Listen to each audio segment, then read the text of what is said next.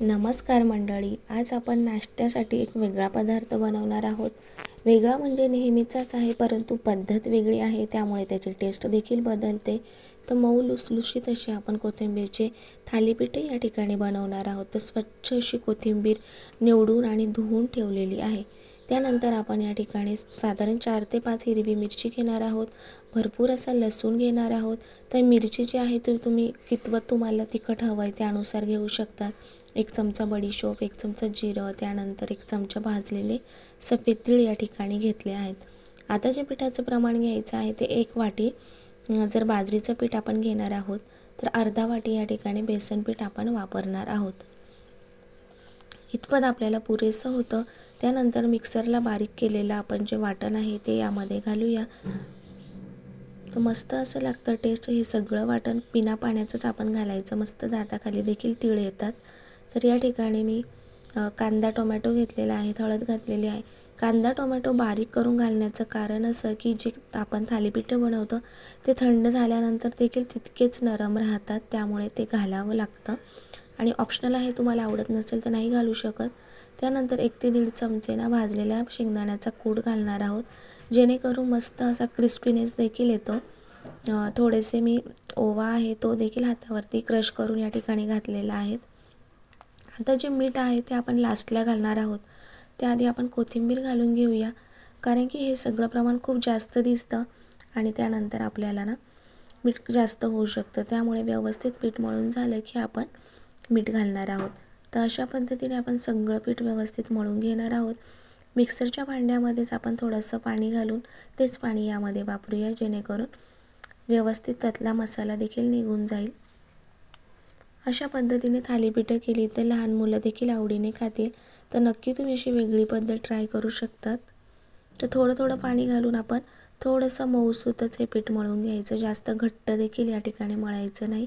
अशा पद्धतीने पीठ आपलं मळून झालं की त्यामध्ये चवीनुसार पीठ घालायचं आहे। तर बघू शकतात या ठिकाणी आपण व्यवस्थित आपलं पीठ मळून झालेलं आहे।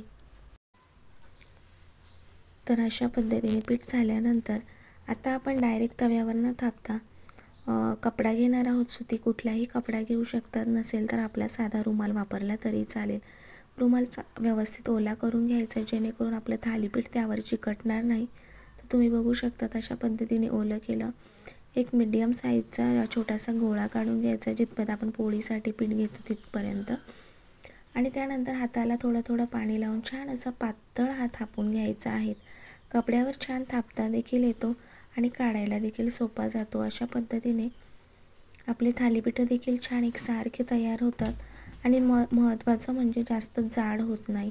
तर थोडंसं तेल घेतलेलं आहे, तवा छान तापला की त्यावरती तेल घालायचं, जेणेकरून आपलं थालीपीठ हे चिकटणार नाही। तर बघू शकता अशा पद्धतीने कपड्याने आपण थालीपीठ घालून घेणार आहोत। 2 मिनिटासाठी आपण त्यावर झाकण देखील ठेवू शकतो, म्हणजे ते छान असे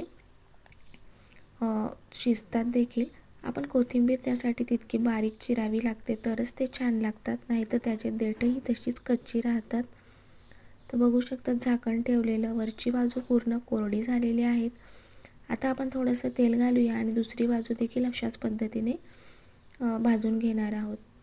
तर बघू शकता दिसायला देखील तितकेच खमंग दिसत आहेत आणि चवीला देखील तितक्याच खमंग होतात हे थालीपीठ। तर व्हिडिओ आवडला असल्यास लाईक करा, शेअर करा, सबस्क्राईब करा आणि कमेंट करून नक्की सांगा।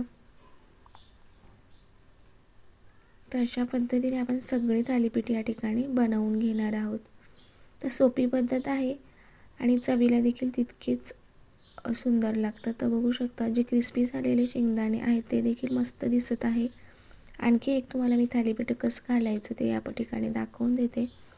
अशा पद्धतीने रुमालाने घातलं तर मस्त असे थालीपीठ होतात एकसारखे।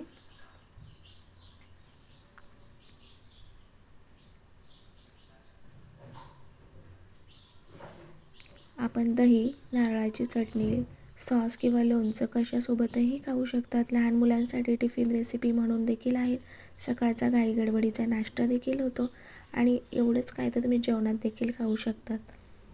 तर व्हिडिओ शेवटपर्यंत बघितल्याबद्दल तुमच्या सगळ्यांचे मनापासून खूप खूप धन्यवाद।